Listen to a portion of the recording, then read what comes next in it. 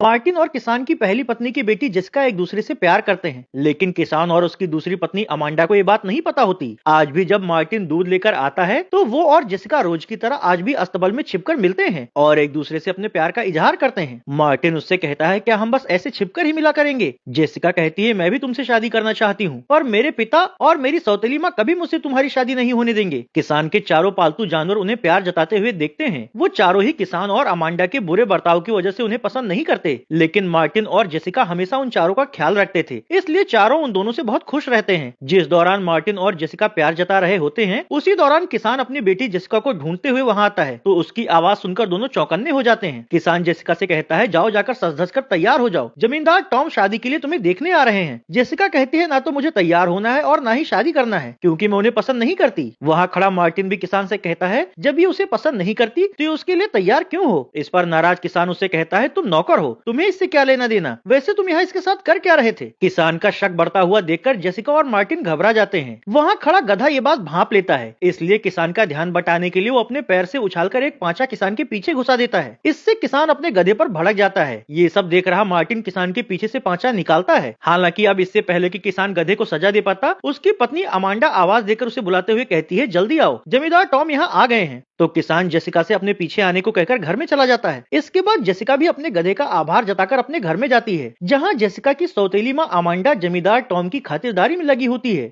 Jessica के वहां आते ही वो टॉम से कहती है, ये रही हमारी बेटी। टॉम कहता है, मुझे ये पसंद है, मैं इससे शादी करने के लिए तैयार हूँ। जेसिका कहती है, लेकिन तुम मुझे पसंद नहीं हो, अपनी और मेरी उम्र में अंतर देखो, मुझसे 2 गुना ज्यादा है तुम्हारी उम्र। इस पर टॉम कहता है, इस बात से कोई फर्क नहीं पड़ता, तुम्हारे माँ बाप इस शादी के लिए तैयार हैं। उसकी बात का समर्थन करते हुए अमांडा कहती है, हाँ जेसिका, तुम्हें शादी करनी ही होगी, तुम्हारे पिता भी यही चाहते हैं। ये कहकर वो किसान की ओर इशारा करती है, तो किसान भी वही बात दोहराता है। उनकी बात सुनकर जेसिका नाराज होकर उनसे कहती है, ये मेरी सौतेली माँ है, ये मेरी जिंदगी के फैसले कैसे ले सकती है और आप भी इसके प्रभाव में आ गए। ये सब सुन रहा टॉम जेसिका से कहता है, तुमसे शादी करने के बदले में तुम्हारे माता पिता को एक बड़ा खेत और फार्म हाउस दे रहा हूँ। ये सुनते ही जेसिका चौंक जाती है और अपने पिता से कहती है, तो आप अपने फायदे के लिए मेरी शादी का सौदा कर रहे हैं? लेकिन मैं शादी बिल्कुल नहीं करूंगी, क्योंकि मैं मार्टिन से प्यार करती हूँ और उसी से शादी करना चाहती हूँ। उसकी ऐसी बातों से सभी लोग चौंक जाते हैं, जबकि टॉम उससे कहता है, तुम उस नौकर से प्यार करती हो जिसका की खुद का रोजी रोटी का कोई ठिकाना नहीं है। जिसका कहती है, हाँ वो गरीब जरूर है, पर ईमानदार और दिल का अच्छा है। इतना सब कहकर वो घर से बाहर निकल जाती है। इससे नाराज अमांडा किसान से कहती है, देख रहे हो अपनी बेटी की हरकतें? अब वहाँ खाना खा रहा टॉम अमांडा से कहता है, मैं तुम्हें 1 हफ्ते का वक्त दे रहा हूँ, अगर 1 हफ्ते में जिसका शादी के लिए तैयार नहीं हुई तो मैं किसी और से शादी कर लूंगा। अगले सीन में जेसिका को दिखाया जाता है, जो अपने कमरे में बैठकर मार्टिन के बारे में सोच ही रही होती है कि तभी उसकी सौतेली माँ उसके पास आकर उससे कहती है, एक बात अच्छे से समझ लो, तुम्हारे पास 7 दिन है, तुम्हें शादी तो टॉम से ही करनी होगी। तो जेसिका कहती है, तुम लालची और मक्कार हो और तुम हमेशा बस अपने फायदे के बारे में सोचती हो, यहाँ तक कि तुमने मेरे बाप को भी अपने जैसे बना लिया है। लेकिन मैं मार्टिन से ही शादी करूंगी, ना कि टॉम से। उसकी इस बात से झल्लाकर अमांडा उसे उसके कमरे में बंद करते हुए कहती है, अब तुम घर से बाहर तभी निकलोगी जब तुम टॉम से शादी करने के लिए तैयार हो जाओ। ये सीन में मार्टिन को दिखाया जाता है। अमांडा उसके पास जाकर उसे कहती है, अपना सामान बांध लो, तुम्हें कल ही मेरे भाई के साथ समुद्री जहाज से अमेरिका जाना है। मार्टिन समझ जाता है कि वो उसे रास्ते से हटाना चाहती है, इसलिए वो उसे कहता है, मैं क्यों जाऊँ अमेरिका, मैं कहीं नहीं जाऊंगा। तो अमांडा उससे कहती है, तुम्हें लगता है कि जैस्मिन तुमसे शादी करेगी? उसे शादी तो टॉम से ही करनी पड़ेगी, और अगर तुम कल मेरे भाई के साथ अमेरिका नहीं गए तो मैं जेसिका को नुकसान पहुंचाऊंगी। उसकी इस बात से मार्टिन घबरा जाता है और अमांडा से कहता है, तुम जेसिका को कोई नुकसान मत पहुंचाना, बदले में मैं तुम्हारी बात मानकर अमेरिका जाने के लिए तैयार हूँ। अगले सीन में किसान के अस्तबल में चारों जानवरों को दिखाया जाता है। गधा उनसे कहता है, मैंने अभी सुना अमांडा मार्टिन को मजबूर करके यहाँ से दूर भेज रही है, हमें भी अब यहाँ से निकल ही जाना चाहिए, वरना किसान और उसकी पत्नी हम लोगों को निपटाना शुरू कर देंगे। दूसरी ओर मार्टिन घर के बाहर से जेसिका की खिड़की की तरफ देखकर उसे आवाज लगाता है, तो कमरे में कैद जेसिका खिड़की से उसे बताती है कि उसकी सौतेली माँ ने उसे टॉम से शादी न करने की वजह से कमरे में कैद कर दिया है। उसकी बातें सुनकर मार्टिन उससे कहता है, मैं तुमसे प्यार करता हूँ, पर अमांडा ने मुझे धमकी दी है कि अगर मैं उसके कहने पर अमेरिका नहीं गया तो तुम्हें नुकसान पहुंचाएगी। इस पर जेसिका कहती है, वो कुछ नहीं करेगी, तुम कहीं मत जाओ, क्योंकि मैं टॉम से नहीं तुमसे शादी करना चाहती हूँ। हालांकि मार्टिन उससे कहता है, मैं नहीं चाहता कि मेरी वजह से तुम किसी मुसीबत में पड़ो, इसलिए मुझे जाना ही होगा। तो जेसिका दुखी मन से उसे जाने देती है। इधर जेसिका भी किसी तरह दरवाजा खोलकर वहां से भाग निकलती है, जबकि किसान और उसकी पत्नी इस बात से अनजान होते हैं। वहीं अमांडा बाहर काम कर रहे किसान से कहती है, चलो आज सबसे पहले मुर्गे को हलाल करते हैं। तो वो दोनों मिलकर मुर्गे को ढूंढने लगते हैं, पर जब उन्हें मुर्गा नहीं मिलता तो वो कुत्ते और बिल्ली को ढूंढना शुरू करते हैं। दूसरी ओर घर से भागी हुई जेसिका नहर को पार करते हुए जंगल की ओर जाने लगती है। इसके अगले सीन में जंगल के रास्ते से गुजर रहे मार्टिन को दिखाया जाता है। जब वो पानी की धारा के पास पानी पी रहा होता है, तभी कुछ ठग डाकुओं का गिरोह उसे घेर लेता है। मार्टिन उससे कहता है, मेरे पास कुछ नहीं है, मैं तो बस एक गरीब नौकर हूँ जो अपनी प्रेमिका की सलामती के लिए यहाँ से दूर जा रहा है। उसकी बात सुनकर डाकुओं के सरदार के दिमाग में एक योजना आती है। उसे अपने अड्डे पर काम करने के लिए एक नौकर की जरूरत होती है, इसलिए वो मार्टिन को अपने जाल में फंसाने के लिए उसे कहता है, ये जंगल मेरा है, तुमने यहाँ का पानी पिया है, इसलिए जब तक तुम हमारा भुगतान नहीं कर देते तब तक तुम्हें हमारे अड्डे पर चलकर नौकर का काम करना पड़ेगा। मार्टिन कहता है, ये कैसी बातें कर रहे हैं आप, जंगल किसी का नहीं होता, मुझे जाने दीजिए। तो सरदार उसकी ओर बंदूक तानकर कहता है, जितना कह रहा हूँ उतना करो। इस दौरान बाकी डाकू भी उसे बंदूक दिखाकर धमकाते हैं, तो वो बेचारा मजबूरी में उनके साथ उनके अड्डे की ओर जाने लगता है। बातें कर रहे होते हैं, उसी दौरान वहाँ से गुजर रही जेसिका भी उनके पास आ जाती है। उसे देखकर वो चारों बहुत खुश होते हैं। तो जेसिका भी उन्हें दुलारते हुए पूछती है, तुम लोग यहाँ क्या कर रहे हो। इस पर वो चारों उसे अपने अपने तरीके से इशारा करके अपनी जान का खतरा होने की बात बताते हैं। अब क्योंकि जेसिका उनसे घुली मिली थी, इसलिए वो उनके इशारे समझ जाती है और उनसे कहती है, मैं मार्टिन को ढूंढ रही हूँ ताकि मैं उसे समुद्री जहाज पकड़ने से पहले ही रोक सकूं। इसी बीच गधे को ढूंढ रहा कसाई भी वहां आ जाता है और छिपकर गधे को पकड़ने का मौका ढूंढने लगता है।